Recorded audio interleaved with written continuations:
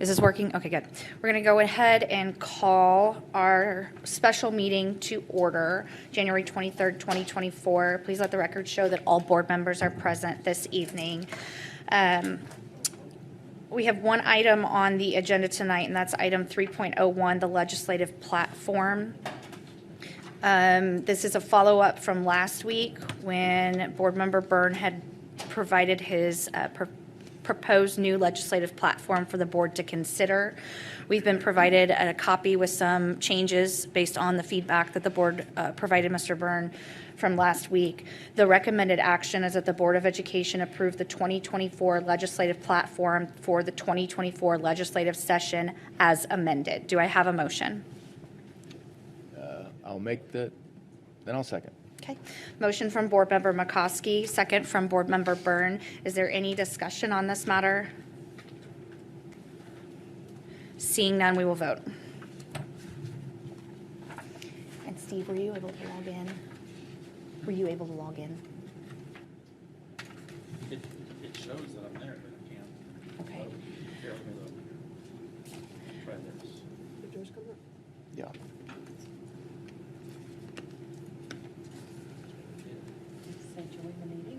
It didn't. We'll go ahead and just take a verbal vote. Okay. Board Member Byrne? I'm there. Oh, you did? Are we doing, Verbal. You doing verbal? Danielle, are we doing verbal? Okay, it went through this time. Ah, Anybody else go through? Do you have it? Do we have all of them? What I'm missing is Steve. I'm there Okay. now. Did it go? Steve, go ahead and give a verbal vote.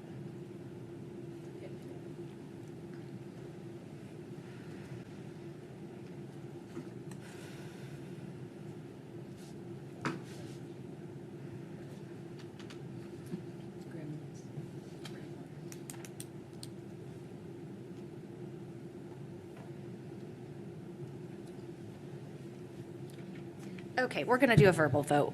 Board Member Byrne? aye. Board Member Muhammad Khani? Aye. Chair votes aye. Motion carries 7-0. That was on our legislative platform. Miriam, did you? want to Yes, comment? I'd like to make a motion for the board. Do you have my verbiage from the last time? I do not. Let me take a minute to compose it. I thought we did.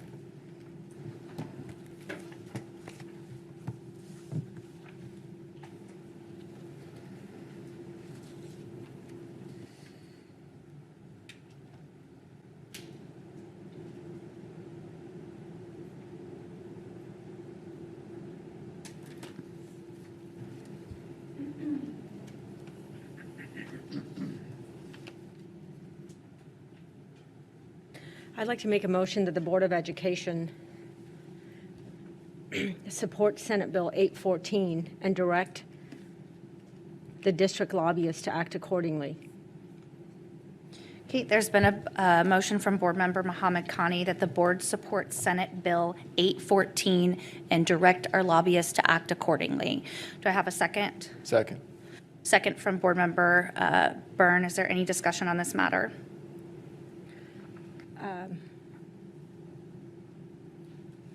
I'd like to let everybody, has everybody had an opportunity to review the bill? Okay.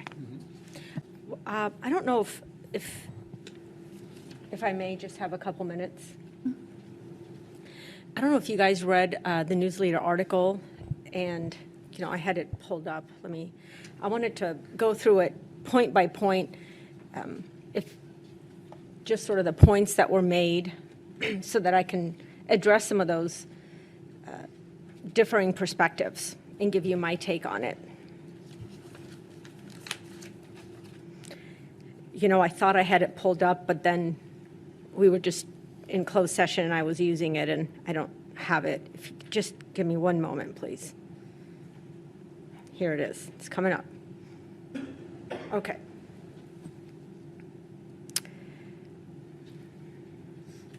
So this bill is proposed by State Senator Jill Carter, and she, according to her, a third-party accreditation is already in place for private schools and higher education. And she states that there are 28 states and Washington, D.C. that do offer the option for public school districts. And the goal of this bill is to allow us to effectively compete in the choice market and help stave off the decline in enrollment or expansion of charter schools into the Southwest region. And if you guys are staying on top of what's happening, those bills came forward today. If I had to just do a 10-second wrap-up of summary of what she states, is that these internal assessments that already exist and the ones that we have are in line with Missouri learning standards. They're already being done, and they can be more helpful to teachers and students, both in terms of being formative as the year progresses and summative because of the rapid turnaround that we can provide. It would reduce test fatigue, which is very real, at least in the conversations I've had with students in the middle and high school level. So I do believe the results would be more accurate. It would work to increase instruction and learning time because we're not continually chasing this test. And it allows flexibility in the method that we choose to test our students with. For example, in the early elementary years, we can choose to use paper and pencil. And so bottom line, we're looking for a test that is tangible, that's useful, that is comparable. The article states that Margie Van Dieven, the current Commissioner of Education, quotes that accountability without autonomy is compliance, and autonomy without accountability is chaos.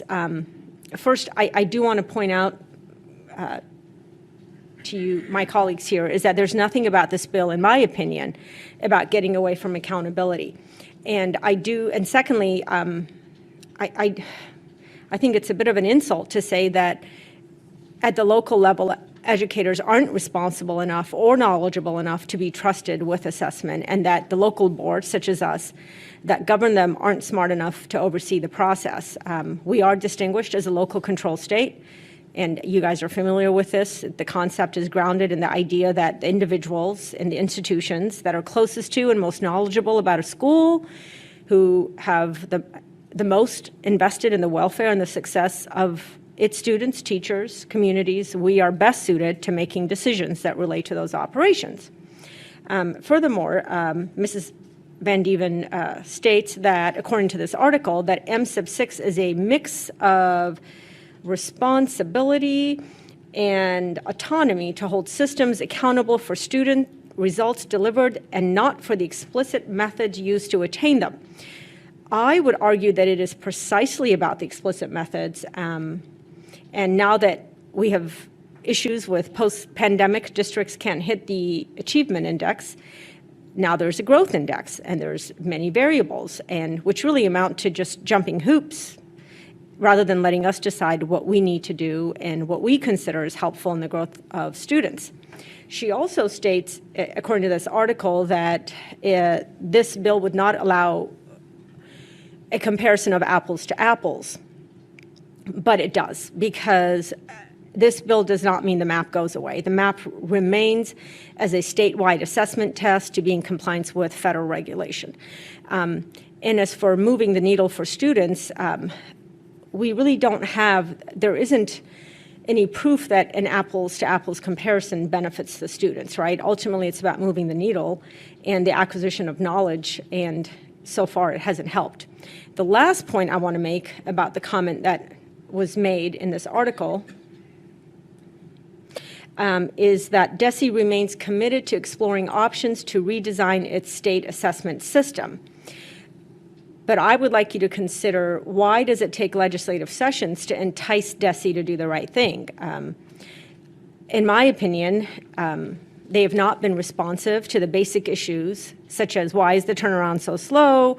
Why can't we see the test? Why is it adaptive? Why is it such a secret? And why in the world is it digital for young students? And I feel that they've had a lot of time to figure it out. They've had a lot of time to come up with something that is sustainable, easy to communicate, accurate, and they just simply haven't been successful thus far. They've been slow to respond, and ultimately, I feel that we bear the burden of having to reduce the cumbersome bureaucracy that is today overextending our teachers, it's piling on our administrators, And really what it translates into is that it has not helped move the students forward in a meaningful way. And let me tell you that today it was, the testimonies were completed in the Senate hearing, and it passed out of committee unanimously with bipartisan support. And I have a list of those senators who voted, and I'm happy to share that with you. My only concern is that one senator, Senator Trent, remarked that the bill in its current form needs additional work, which means that we have to keep an eye on this thing. We can't just, vote to support it and let it go. We're going to have to keep a close eye on it. Some of the other entities that are supporting it are Missouri National Educators Association and the lobbyist that is working with Missouri Association of MASA. Dr. Lathan is what? School administrators? Okay, school administrators. And I can share the name of that person with you. I can't remember his last name. Okay. That's all. Thank you. Any other board member comments? I'll make a couple. So this is, in the 2 years I've been on the board, a little bit unique to do something like this. And I know we have a lobbyist, and we pay money for that. So we want to utilize that to do what's in the best interest of Springfield Public Schools in Jefferson City, I guess, to the best of our ability. I've read the bill. I like the idea of local control. So to that end, I'm happy to vote for this. And it's really more that I trust you, Dr. Merriam, in your opinion of this matter. But ultimately, this is an issue in Jefferson City that I think we have very little impact on, even if we say we support this or not. I'm happy to support it based on your guidance. Okay, let me say one more thing. So the legislative platform that we just passed says we support student assessment systems that include multiple methods of measuring student growth and performance designed by district teachers and aligned with the curricular content. And this is what we are advocating for, and that's what this bill is. Further on down, it talks about local control, and we repeat ourselves. Oh, I just saw it again. Hold on one sec. We support local autonomy in the development of curricular goals and objectives and assessments aligned to those goals and objectives. So I feel that this bill is spot on. It is in line with the legislative platform that we just approved. And I do think that we have a little bit more muscle than we think. I think that we strike while the iron's hot. And there's an opportunity to work with the new Commissioner of Education, Carla Esslinger. And I think this is an opportunity to move forward altogether.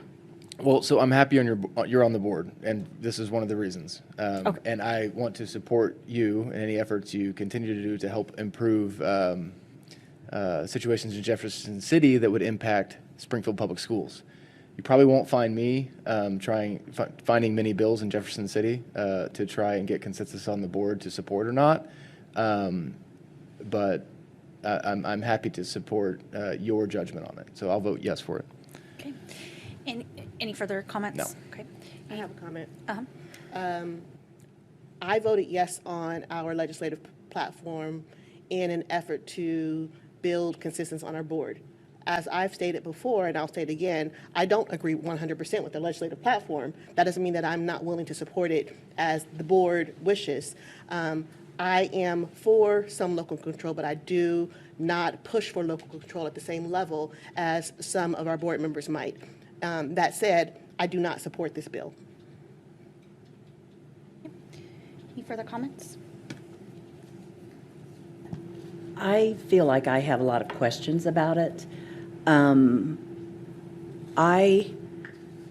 As I talk to educators around the state, I don't disagree with a lot of the intent behind this Senate bill. I really don't. But I have a lot of questions about it. And when you bring up Senator Trent's comment about we're not there. I wrote it down. It needs more, whatever he means by that, I'm not sure. Does that alarm me a little bit? Yes. I'm not an expert on the legislative process, but I know enough about it to know that things often do get tacked on at the last minute. Amendments get put on it that we as a board might or might not think appropriate. And that worries me about it if we go on record and say, hey, we want this, and then things, maybe even in the last day or two, get added to it. That concerns me.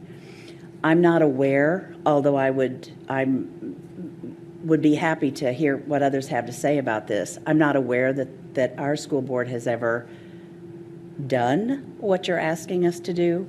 Board Member Mahad Makani, I don't know that we've ever, I mean, the legislative platform is one thing. I don't know that we've ever written a letter of support on a specific bill.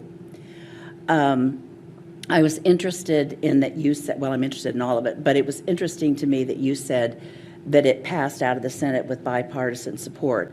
I'd be very interested in how Senator Esslinger, what her thoughts are on this. We're getting ready to put her at the head of that agency, and nothing against the current leadership. I have no criticism there at all, but I am looking forward to Senator Esslinger's leadership in that department come July 1. I'd be very interested to know what her opinion is. I'm not sure exactly what the State Board of Education would do, what their role would be if this passed just as is.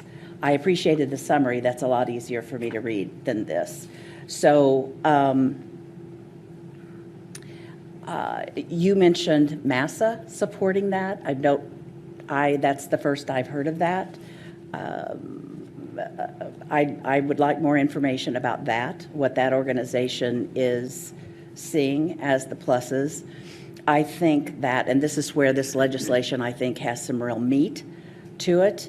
I think the current way of calculating growth targets is a big mystery to most educators in the state. I think that's a huge problem, and yet that's how we get half of our score. And yet, when I talk to people with backgrounds in statistics and in education, they can't necessarily explain it to me in a way that I can wrap my head around. And I do, in another job that I have, travel in Southwest Missouri, talking to superintendents and principals, and there's just a lot of unanswered questions, which results in confusion about how the growth is calculated. It's anything that is, in my opinion, that is that difficult for the educators with boots on the ground to understand and articulate, I think is a problem. I think that's a major problem. So in that regard, I like where the Senate bill is trying to, kind of streamline things. I'm of the opinion that DESE needs to simplify the accountability process so that at least the educators can understand it. I do think there's merit in parents and the community to be able to have some way of differentiating between where they might want to put their children based on a statewide assessment. So am I concerned a lot, quite frankly, about every district can go a different way in terms of the accountability and what they would choose to do?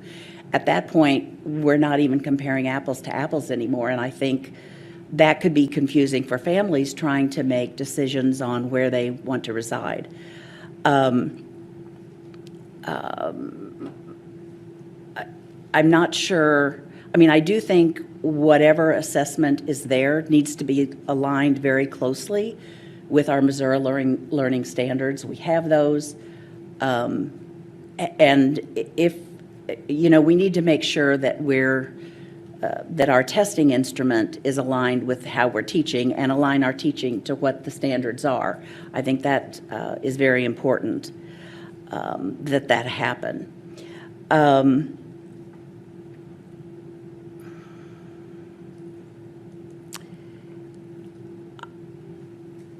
I am curious about where this actually came from in terms of who wrote it.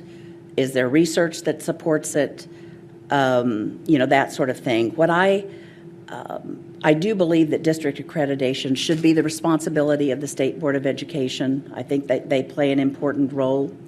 To what extent there's been confusion in the recent past, I think it needs to be corrected. And I think that's maybe where this bill is coming from. In terms of the assessments, and you pointed out on our recently adopted legislative platform, and thank you, Board Member Byrne, for working through all of that and giving it to us. When we say we support student assessment systems that include multiple methods of measuring student growth, I absolutely agree with that. And I think we have that right now. We look at the Galileo, we look at the common formative assessments, we look at the district formative assessments. We have ways of really giving teachers, in my opinion, at least in our district, some firsthand information of how students are progressing toward a specific goal. I'm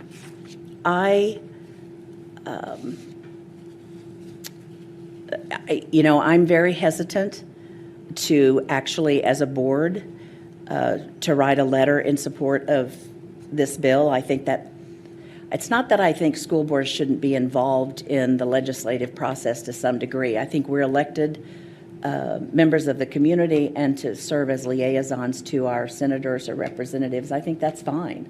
We have days where we go to Jefferson City and collaborate, and I'm very comfortable with all of that.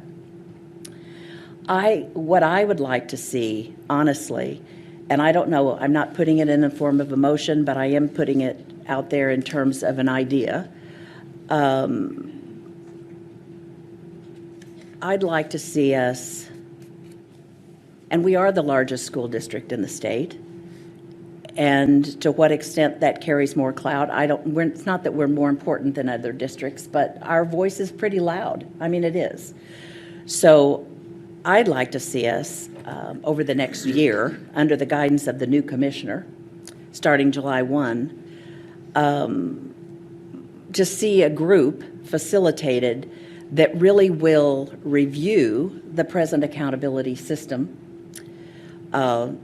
look at the pros and the cons and the warts or whatever there are out there, and offer ways to really thoughtfully and thoroughly review the process. Because I think right now, when I talk to people and that should understand this, and they are so confused, that's got to be addressed. It's got to be fixed. And it's not just an elephant in the room, it's consuming the room right now. And so I don't know if we would call it an action step by this board. I don't know. That's for all of us to chew on, I guess. But I would really like to see a comprehensive group at the state level that consists of legislators and state board members and local board members, curriculum people, representatives out of DESE, to really take a hard, honest look at our accountability system and try to get it right. I'm not saying that in the past people weren't trying to do the right thing. I'm not saying that. But clearly it's broken right now, it seems to me. And I think that's where this piece of legislation is really coming from the frustration of that. So I'd like to see us, encourage some sort of comprehensive review involving a lot of stakeholders to take a look at what our system is and what really should we push for and want for our students here in Missouri. Now, the dilemma, and I highlighted this in yellow because I thought, no, do I want to say this or not?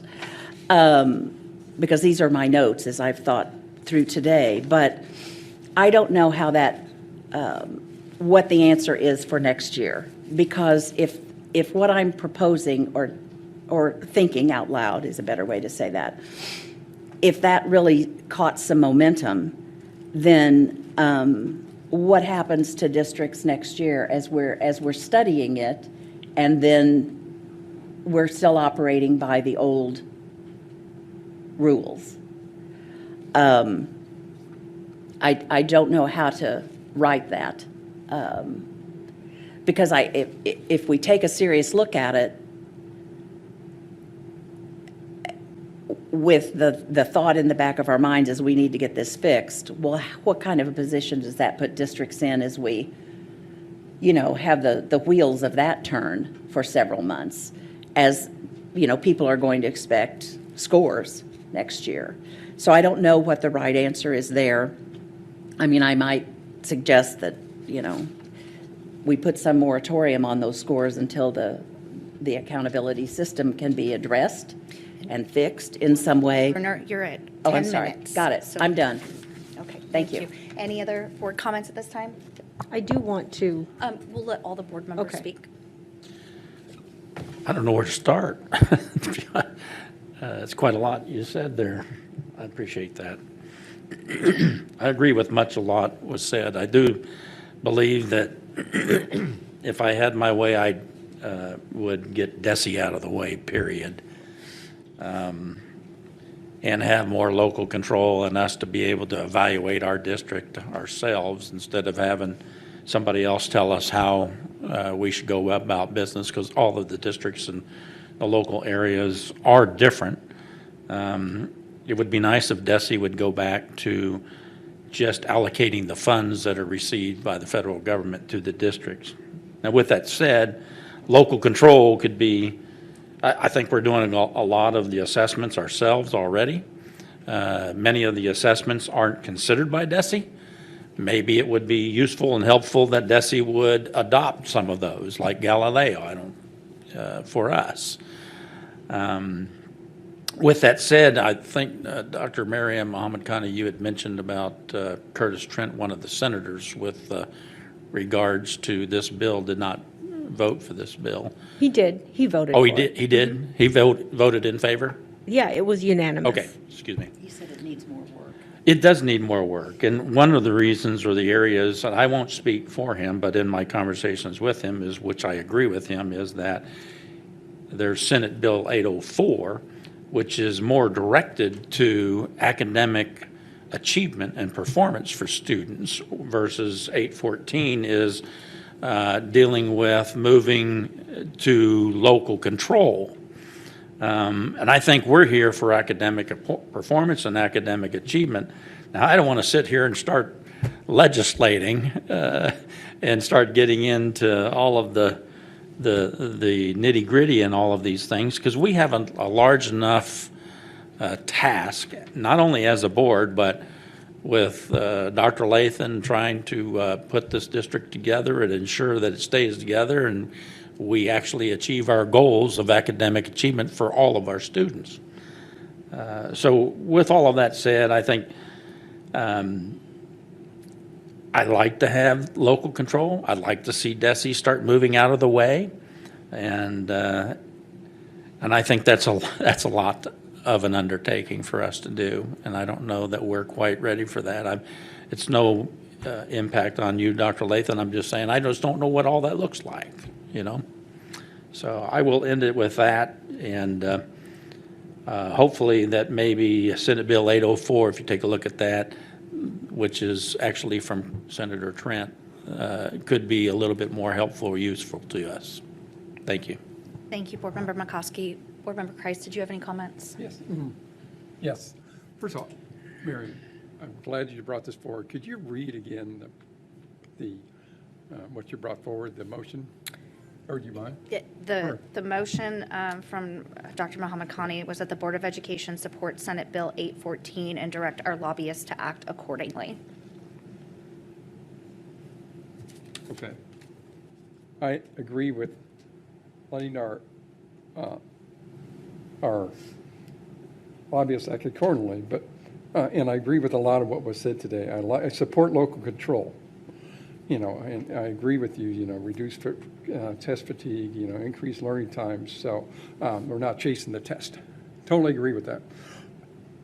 And going back to what Senator said, don't like it, needs additional work. Bills can be added to, changed. Things could be added to it that we don't agree with. So let's just let our lobbyists do their job and support it through the platform, rather than specifically support this bill. Thank you, Board Member Kreis. Just a few comments from me, and then we'll come back around. I appreciate you bringing this to our attention. I think one of the roles of sitting on the board is following what's going on in Jefferson City and even in Washington, D.C. We, as everybody knows, everybody at the board table knows, we are provided a weekly update from our lobbyist, and I think the reason for that weekly update is because things are constantly changing during the legislative session. We also have opportunities to go and speak with our legislators throughout the legislative session. I know as a board, we attempted to go up last year, but due to weather, I think we went up in 2 different groups, in addition to just having that communication with our legislators who sit in Jefferson City and in Washington, D.C. I'm glad to see bipartisan support out of the committee. I'm always excited whenever there's bipartisan support and that groups of individuals, including this body, can reach a consensus. I don't support or not support this bill. I think it's just a slippery slope to cherry pick bills and say, yes, we're going to bless this bill. No, we're not going to bless this bill. We've provided direction to our lobbyist with a 7-0 vote this evening. That is a full-time job that our lobbyist has, where he is up there constantly and then providing feedback to us. I think it's too early to give our stamp of approval for a number of the reasons that my fellow board members have indicated this evening. And so I don't want to start, to Board Member McCoskey's statement, I don't want to start legislating from the board table. I think we, as board members, just need to keep an eye on the legislation.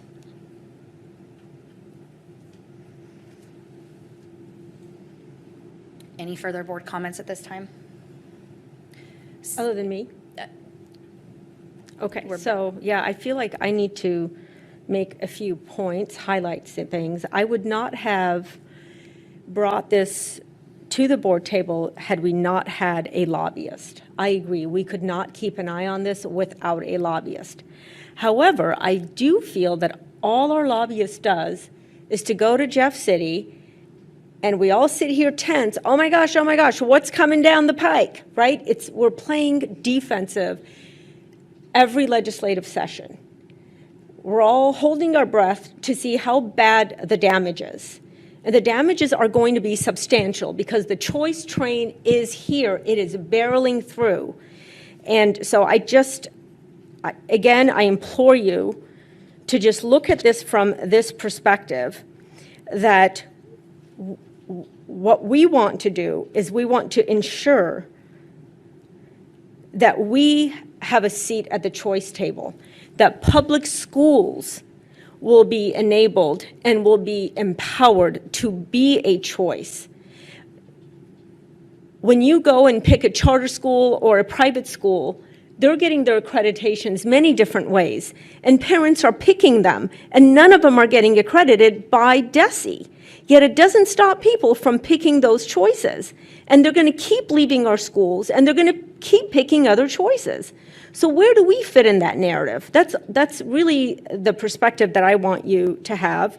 I want you to know that there are many states that do not accredit through their state agency. There are states that don't accredit at all. New Hampshire stopped accrediting its schools in 2018, and they've had the most significant improvement since COVID. So one does not equal the other. And then a couple more points. Board Member Brunner, I couldn't agree with you on what you said. But the problem, I should say, is this dream you have. It's a pipe dream that all these components are going to come together and DESE's going to magically come up with it. They just handed out M-6. It's brand new. It's a brand new baby. It's going to be another 5-6 years before they think about the next iteration, and we're stuck with this. And all I hear is from superintendents that are equally confused, who feel that they're somehow being penalized, mostly because they don't understand what's going on, and it's a mess. So in the spirit of how do we get this momentum going? How do we build these relationships? How do we have an active role? When do we stop sticking our heads in the sand and just say, come what may, right? Let's just hope the damage isn't bad, because that's what I think we've been doing. And I don't know if this email went out to the other board members, or maybe I think you guys saw the information that was disseminated. I think we need to start that with building relationships. And so, which is why I asked board leadership to invite, and I was happy to facilitate that, Senator Carter to come and speak to us. And another policy expert, Dr. Mary Byrne, who I see is in the audience tonight. Maybe we could learn from these people. And you said, well, who wrote this bill? Where is it coming from? I don't know, but I think it would have been really valuable if this board, this body, if it really means to do something for our students and all the students in the state of Missouri, if we would have taken this opportunity to invite her into our meeting and to have a conversation. Because I don't know who's going to do the work, who's going to do the heavy lifting. We're just waiting around for somebody. Is it us? Is it the senators? Is it DESE? And I feel like people have been waiting probably a decade now with the same complaints and nothing is happening. And I am very disappointed that the board leadership decided not to invite her. I feel very confident that she would have taken us up on the invitation. In some ways, I feel that it means that perhaps my opinion is not respected on this board. I feel that we came together tonight not in good faith. Because if we wanted to come together and really give this a chance, we would have agreed to hear from the senator. Let her make a case for her bill. It's not mine. I can't answer your questions. I wish I could. Perhaps, to advocate for, I understand that bills change. They certainly do. But we're paying this lobbyist, is it $60,000? What is he doing? He can keep us, at any moment we can pull out. And what I said, act accordingly, means act accordingly to our platform. So when this puppy gets tagged on to something else, he drops it out. He doesn't carry this all the way. He supports it in the way that it is currently written. And if it substantially differentiates, he can come back to us. We are paying him. He can come and he can stand there and he can tell us how it's changed and he can advise us and we can keep moving forward. We meet twice next month. Okay, I think I better stop. Thank you for listening to me. I just want to follow up and say, I think it's commendable that you are passionate and have brought this to the table. However, I agree with President Kincaid in that it is not our job to pick and choose which legislation we're going to address here at this particular table. We can individually, communicate, and I know many of us do, with our state legislators, and we can advocate for the things that we find are important. I know many of us do that, but this is one bill. Are we going to have every senator come and present their bills to us and, make a case for their bills, and then we, decide from this table which ones we're going to direct our lobbyists to address? Picking the one bill, and I know that you feel very passionate about it, I don't think it's a good way for us to move forward with regards to how we support our legislators. That's their job. They were elected to do that. We weren't elected to be legislators. And so while I appreciate your, and I came here in good faith. I came here, I read the legislation, I follow the legislation, and I'm aware of what's going on. And for me, I can't support it from this particular space, not right now. And so, I just think that it's important that we recognize what our roles and responsibilities are and what the roles and responsibilities are of our state legislators. I don't think it's fair to just choose one piece of legislation to say that this board is going to champion. Any further board comments at this time? Seeing none, we will take a vote. As a reminder, the motion from Board Member Mohammed Khani is that the Board of Education support Senate Bill 814 and direct our lobbyists to act accordingly, and it was seconded by Board Member Byrne. So we will take a verbal vote at this time. A vote in favor would support Senate Bill 814 and direct our lobbyists to act accordingly. Board Member Byrne. Yes. Nay. Yes. Chair votes nay. Motion fails 4-3. Do we have, may I ask a question? Do I have the board's permission to communicate with the lobbyist and be kept abreast? I mean, Or can we have him communicate in written form, not just an update, because it's overwhelming, the amount of legislation? it is overwhelming, the So amount of could he, legislation. just, should the board remain interested? Should anybody want to bring this forward as it changes? Is there any way that we can have him just send us a little one-liner and communicate with us? With regard to this particular Yes. piece of legislation, Or the ones that pertain to our legislative platform, which are local control? I pulled up our legislative, this was It's our update. massive. It is massive. There's probably 80 different bills on here. Right. Which is why we, I mean, if you have a specific question, yes, we can reach out to our lobbyist. And I think as another board member indicated, I think all of us keep in touch with our local legislators. But if there's a specific question or there's a specific bill, we can ask for an update on that. But with that many pieces of legislation, he gives us kind of a rundown of what's going on. I don't think it hurt to. Yeah, I just If I could asked say, I don't about think it this hurt to say, bill. do what you're asking. For this Yes, piece this is of. the piece of second year legislation. that, Yeah, okay.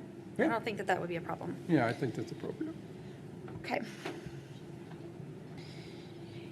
At this time, I will entertain a motion from the board to reconvene our executive session to discuss legal, real estate, and personnel matters as provided in 610.021 subsection 1, 2, 3, and 13 of the revised statutes of Missouri. So moved. Did you have it? I was in a sidebar over here, I'm distracted. That's okay. Board Member McCoskey, could you read it again? Yep, we have a motion from Board Member Kreis with a second from Board Member Thomas Tate to reconvene in executive session to discuss legal, real estate, and personal matters as provided in Section 610.021, 1, 2, 3, and 13 of the revised statutes. We'll take a verbal vote again on this. Aye. Aye.